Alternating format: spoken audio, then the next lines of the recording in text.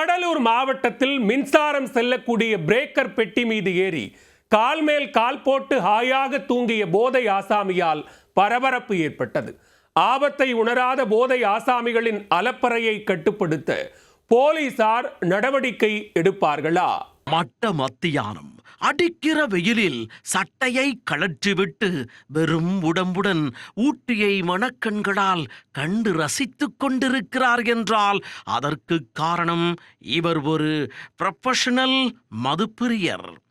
Star hotel suit ரூமில் double God luxury கட்டிலில் கால் மேல் கால் போட்டு படுத்திருப்பது போல் கனவில் ஆழ்ந்திருக்கும் இவர் வாண்டடாக சென்று மின்சாரத்துடன் மல்லு கெட்டுவதன் நோக்கமென்ன?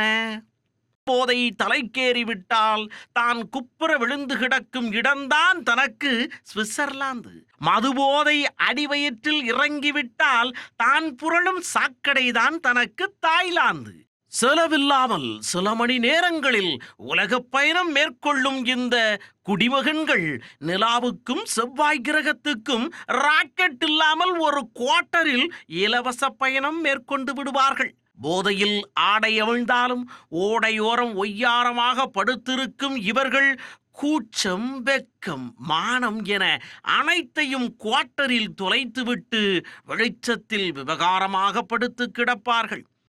அப்படி ஒரு நபர்தான் கடலூர் மாவட்டம் நெய்வேலியில் கரண்ட் பாக்ஸ் மீது காலை விரித்தபடி காற்றோட்டமாக படுத்துக்கொண்டு ஆழ்ந்த சிந்தனையில் மூழ்கியிருந்தார். முட்டையை உடைத்து நடுரோட்டில் ஊற்றினால் ஆம்லேட் ஆகிவிடும் 100 டிகிரி வெயிலில் சட்டையை கழற்றிவிட்டு சாவகாசமாக படுத்திருக்கும் இவர் சாலையோரமாக படுத்திருந்தால் யாருக்கும் சங்கட்டமில்லை.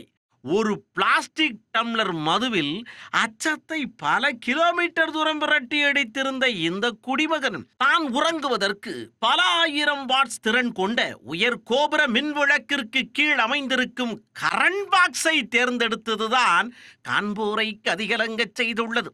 அடிக்கிற வெயிலில் சட்டையை கழற்றிவிட்டு மின்சார பெட்டி மீது ஒய்யாரமாக படுத்துக்கொண்டு ஆழ்ந்த சிந்தனையில் மூழ்கியிருக்கும் இவர்களை போன்றவர்களால் தான் ஆடிப்போயிருக்கிறார்கள் நெய்வேலி காவல்துறையினர்.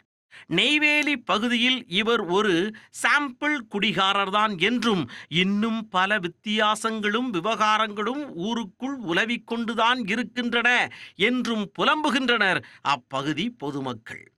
போதை மறுவாழ்வு மையத்தில் இவர்களுக்கு கட்டாய அட்மிஷன் போட்டு கொடுத்தால் நிவாரணம் கிடைக்கும் என யோசனை கூறுகின்றனர் சிலர். போதை ஆசாமிகளுடன் போலீசார் போராட தயாரா?